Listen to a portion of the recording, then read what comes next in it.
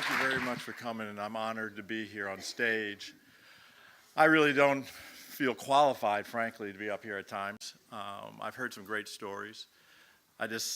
Reminds me of this one statement by a great scientist, Niels Bohr, one of the great physicists, and they asked him why was he such an expert? What's an expert? How do you get wisdom? And he says, you study a very narrow field and you make every mistake possible. So, off to our wisdom. When I thought about life, in my life, I thought about three things: place, work, and love. And, how do you take these fragments that happen in your life? You think you're going this way. You think the trajectory of life, especially when you're young, is going this way, but there's all these fragments happen to you. How do you put that into a narrative? Do you put a narrative? This is something that has me disoriented for most of my life, honestly. So, place. I grew up around D.C., didn't think about it. I got a job in Silicon Valley, moved to San Francisco, Baghdad by the Bay. This is great. I'm here. I'm in Sonoma. This is great. I'm doing all those things. Life changes. Get divorced. Need to come back for family reasons. I'm back in Maryland. I'm back in D.C.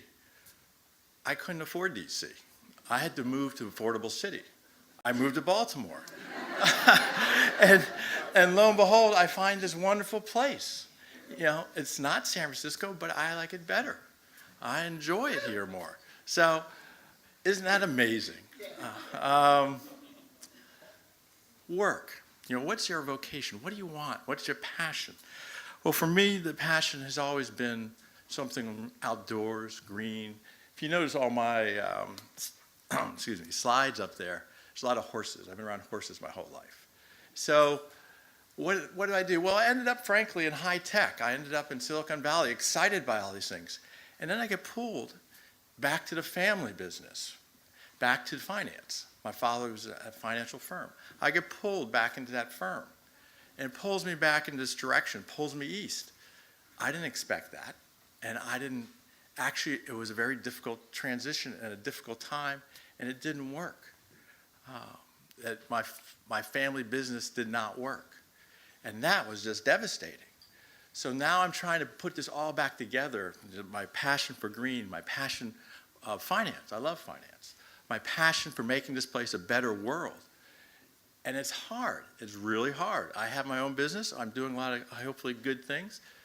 But you haven't seen me on the cover of Forbes, have you? And I haven't been on CNN, so I don't know.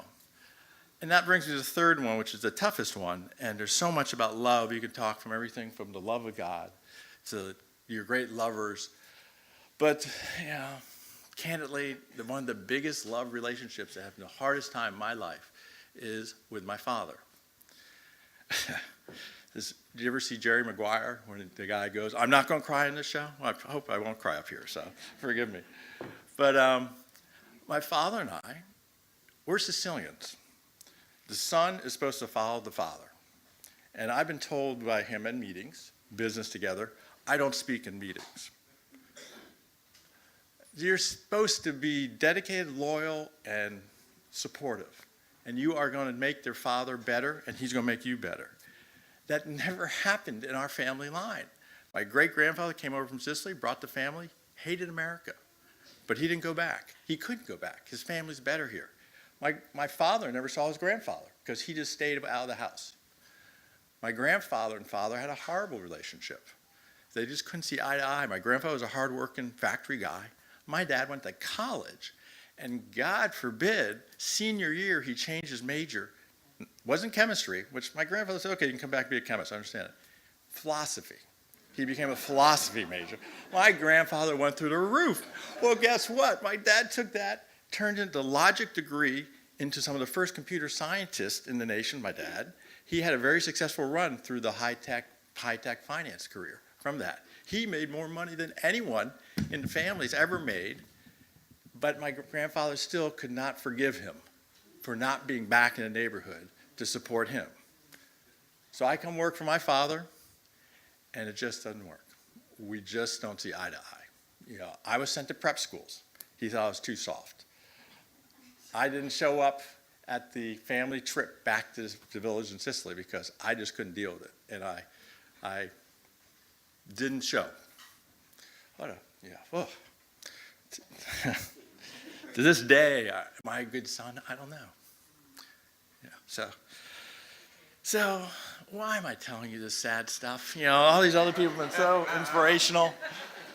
Because actually, my father and I we do have something. We do know we love each other. We don't know how sometimes. Once a month, I go to Briscola. How many people know the Briscola card game? It's an Italian card game. It's a very old one. And if you go to any Italian center, the old men sitting around the card tables are all playing Briscola. And so there I am in the Italian community center in D.C. with my dad once a month playing Briscola with all his buddies. I'm one of the old men. And, and we actually talk. And we talk more. I learned more about him. I've heard a lot more about his fears, his other things.